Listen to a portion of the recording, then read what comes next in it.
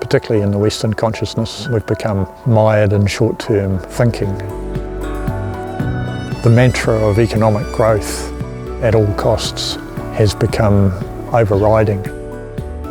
We need to provide for our needs, not for our greed.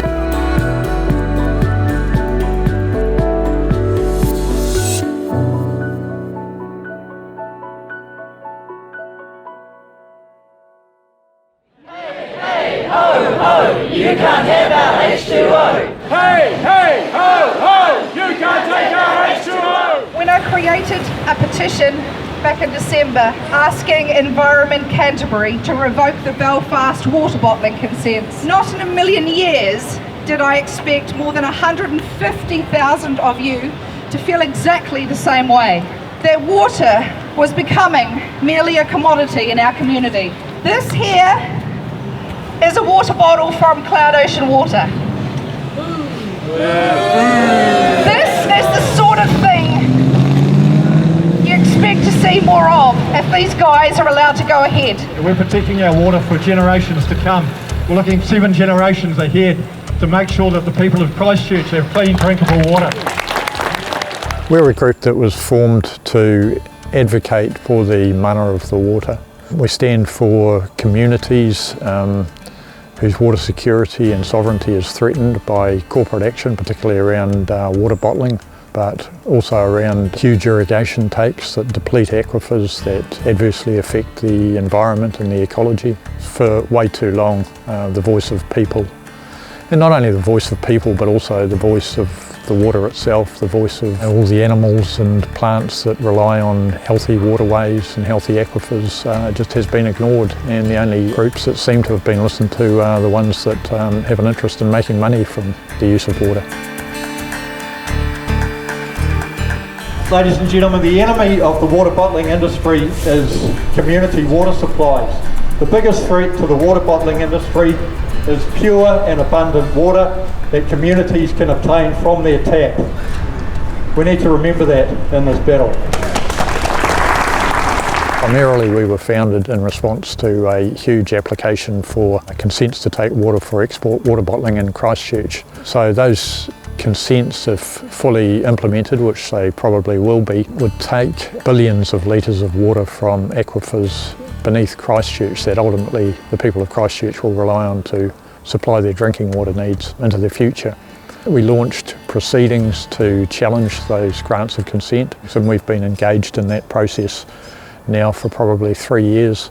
We rather naively expected that the arguments that we would raise around matters of principle and values would have some weight, but we ended up being brought down to earth, I think you would say, by the reality of the situation. The legal system certainly has its place, but ultimately that win and lose dichotomy is not the way that we're going to heal the planet or heal the soul of humanity. We need a different approach. Chair and councillors, we think you've inherited a planning framework that essentially has prioritised economic growth at the expense of ecological wisdom, and that we continue to reap the outcomes of that in Canterbury. One thing isn't going to solve all of the problems. It needs to be a multi-dimensional approach. It needs to involve people working in every sphere. So it involves public protest, it involves direct action where that's necessary, it involves challenges within the legal space, it involves advocacy, so it involves submitting on regional plans, which we do. It involves submitting on local district plans, which we do. It involves submitting on legislation, which we do. To effect real change, we need unity, we need clarity of purpose, and we need strategy. We can and we should use this present challenge as a sort of transformational opportunity that ECAN pays lip service to. Here's a chance not to play the game or to practice a new game, but to engage with the actual reality of the situation in a new and creative way. There's no power for change greater than a community discovering what it cares about. Ngā mihi, kia kaha. Thank you. I believe in the goodness of human nature. Everything turns, everything turns. We've had decades of neoliberalism, unrestrained capitalism based on exploitation and short-term gain. I think the wheel's turning. The more people who get involved, the quicker that'll happen. It will accelerate that, and it will shift consciousness.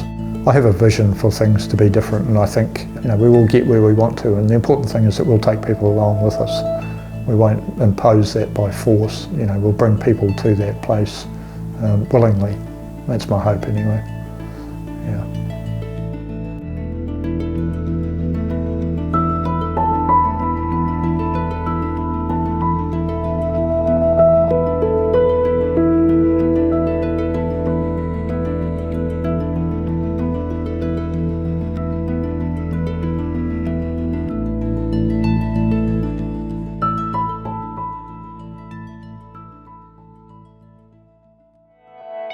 We're not seeing this as a commercial exploitation model where we're just ripping out timber. We're actually trying to manage this ecosystem. Our objective is that if you look at this forest from a landscape perspective, there is no discernible change. We are supposed to be future-proofing the next generation and do need to be these better ancestors.